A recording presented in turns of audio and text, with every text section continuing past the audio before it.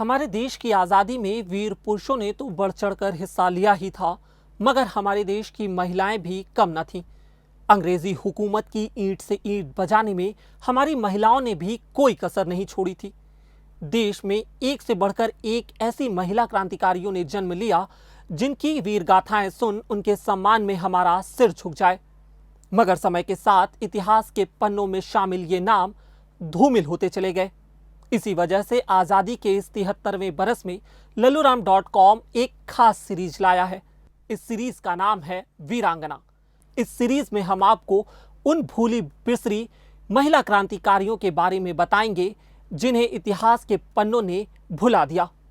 आज की इस कड़ी में हम बात करेंगे बेगम हजरत महल की। इतिहासकार बताते हैं कि बेगम हजरत महल एक कुशल रणनीतिकार थी, जिनके अंदर एक सैन्य और युद्ध कौशल समेत कई गुण विद्यमान थे। उन्होंने अंग्रेजों के चंगुल से अपने राज्य को बचाने के लिए अंग्रेजी सेना से वीरता के साथ डटकर मुकाबला किया। उन्होंने कई लड़ाइयां लड़ी। इतिहासकारों की माने तो बेगम हजरत महल अपने सैनिकों की हौसला अफजाई करने के लिए तलवार लेकर खुद ही अंग्रेजों से लड़ने निकल पड़ती थी। उनके सैनिकों की टुकड़ियों में एक टुकड़ी महिलाओं की भी शामिल थी। मगर ये बात जानकर आपको हैरानी होगी कि बेगम हजरत महल ने किसी राजघराने में एक राजकुमारी के रूप में जन्म नहीं लिया था, बल्कि 1820 में उन्होंने फैजाबाद के एक छोटे से गरीब परिवार में जन्म लिया। उनके पिता एक राजा के गुलाम थे।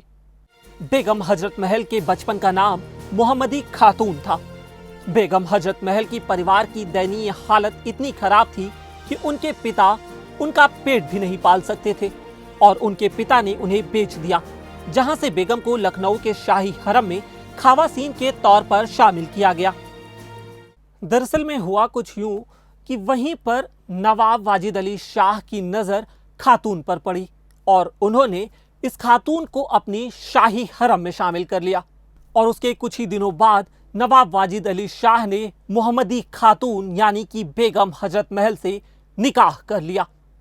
नवाब वाजिद अली शाह से निकाह करने के बाद मोहम्मदी खातून बेगम हजरत महल बन गईं और उन्होंने जन्म दिया बिरजिस कादर को।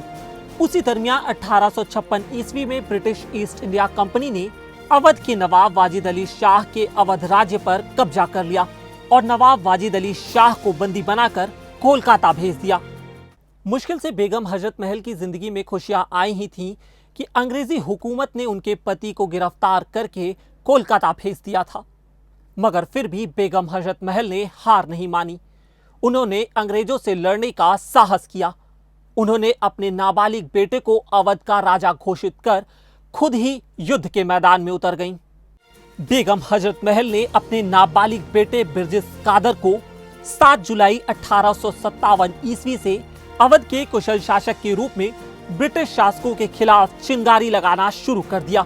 अपने बेटे की ताजपोशी के बाद हजरत महल ने 1857 की क्रांति में अपनी साहस और बहादुरी का परिचय दिया।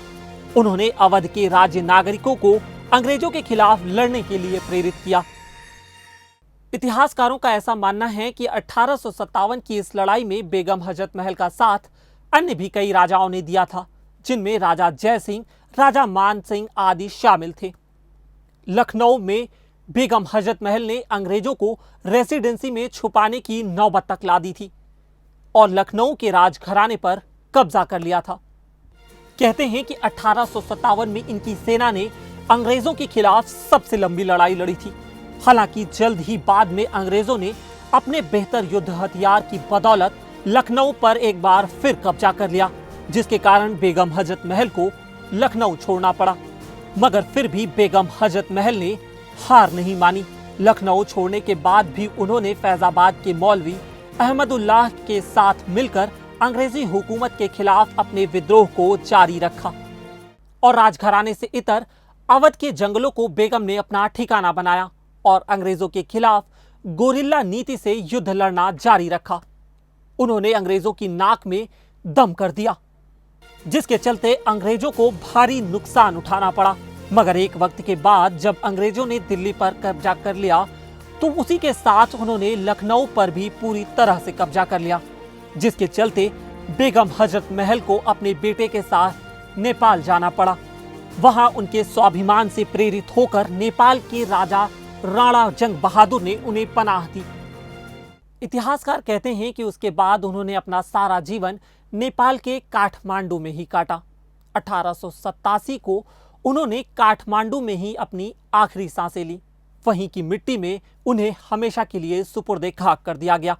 मेरा नाम है उत्कर्ष, कैमरे के पीछे थे रविंद्र जी। अगर आपको यह वीडियो पसंद आया तो हमारे फेसबुक पेज पर लाइक करें और यूट्यूब पर सब्सक्राइब करें।